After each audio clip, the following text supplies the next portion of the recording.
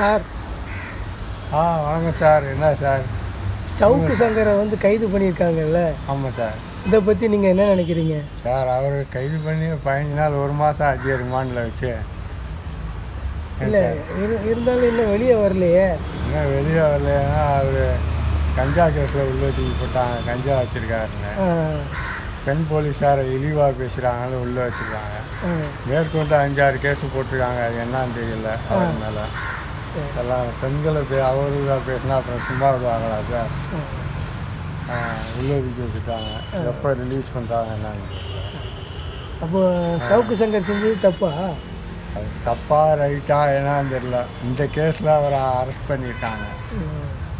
அது சட்டப்படி நடவடிக்கை எடுப்பாங்க. அதை நம்ம என்ன சொல்ல முடியாது. இந்த பிரச்சனைனா நம்ம பேசலாம். வேற எந்த பிரச்சனைனா என்ன பிரச்சனை பேசுவீங்க? என்ன சார் வேறு என்ன பிரச்சனைனா ஒரு வேறு ஏதோ இதுன்னா நம்ம சொல்லலாம். அப்போ இந்த மெயினாக கவர்மெண்ட் சம்மந்தப்பட்ட அதிகாரிகளை பற்றி தப்பாக பேசியிருக்காரு. அப்போ இது இந்த உக்ரைன் ரஷ்யா போர் இருக்குல்ல, அதை நிப்பாட்டுறதை பற்றி ஏதாவது சொல்லுவீங்களா? வேறு பிரச்சனையை பற்றி பேசுகிறாங்க. ரஷ்யா நிப்பாட்டினாங்கன்னா நல்லது. அந்த நாட்டே குட்டி நாடு. அதையே ஒன்றும் இல்லாமல் ரஷ்யா அழிச்சிட்டாங்க. இப்போ இருந்தாலும் அந்த குட்டி நாடாக சின்ன நாடாக இருந்தாலும் உக்ரைனை எதிர்த்து அடிச்சுக்கிட்டு இருக்கான். அவனுடைய வீரத்தை நான் பாராட்டுறேன். கேப்டன் பிரபாகரன் வாங்கி துணிஞ்சு அடிச்சுக்கிட்டே இருக்காரு. அப்போ புதினுக்கு அந்த நாட்டுக்கு ஒரு விடிவு காலம் பிறக்கும். அப்போ புதினுக்கு எதிராக நீங்கள் கண்டனம் தெரிவிக்கிறீங்களா? புதினுக்கு எதிராக தெரிவிக்கலை நான். அவர் நல்ல நம்ம நாட்டோட நட்பு உடைய நாடு ரஷ்யா. பழைய ரஷ்யா நாடு. அவங்க நம்ம இந்தியாவோட மிகப்பெரிய நட்பு உள்ள நாடு. அவங்கள தப்பாக பேச முடியாது. அந்த நாட்டுக்கும் உக்ரைனுக்கும் அவங்களுக்கும் உள் வீட்டு குடும்ப பிரச்சனை மாதிரியாது. அதை பற்றி நம்ம என்ன சொல்ல முடியாது. என்ன பிரச்சனை அடித்து வருஷக்கணக்காக அடித்து நகட்டிக்கிட்டு இருந்தான். ஆனால் நம்ம நாட்டுக்கு நெருங்கிய நட்பு உள்ள நாடு அது.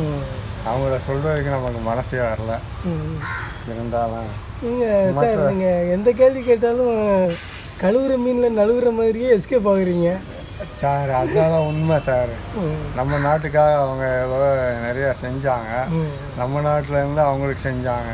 இன்றைக்கி இருக்கிற அணு உற்பத்தி ஆகிக்கிட்டு இருக்குன்னா அவங்க இன்றைக்கி அணு இது மின்சாரம் இது பண்ணுறதுக்கு அவங்க நாடு நமக்கு மிகப்பெரிய பக்கபலமாக இருக்காங்க.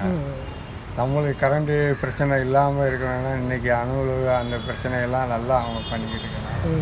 இதாக இருக்குது. அப்படிப்பட்ட அவங்கள பற்றி நான் தப்பாக சொல்ல முடியுமா? கரெக்டு தான். நீங்கள் எப்படி சார் இவ்வளோ தெளிவாக பேசுகிறீங்க? நீங்கள் யார்? நான் நண்பர் ரமேஷ்னு ஒருத்தர் கூட இருக்கேன். அவருடைய பழக்க வழக்கத்தினால எனக்கு அறிவுத்திறமை ஜாஸ்தி ஆகிடுச்சு சார். அந்த ரமேஷுங்கிறவர் யார் சார்? நீங்கள் இவ்வளோ தெளிவாக பேசுகிறத பார்த்தா அப்போ அவரை என்னை பார்க்கணுன்னு எனக்கே ஆசையாக இருக்குது சார். அவர் பார்க்கணுன்னா வாங்க சார், கூப்பிட்டு போய் காமிக்கிட்டு. இந்த அறிவாளிக்கும் எனக்கும் சம்மந்தம் இல்லை. இதெல்லாம் அவரோட சொந்த அறிவு. பாய்.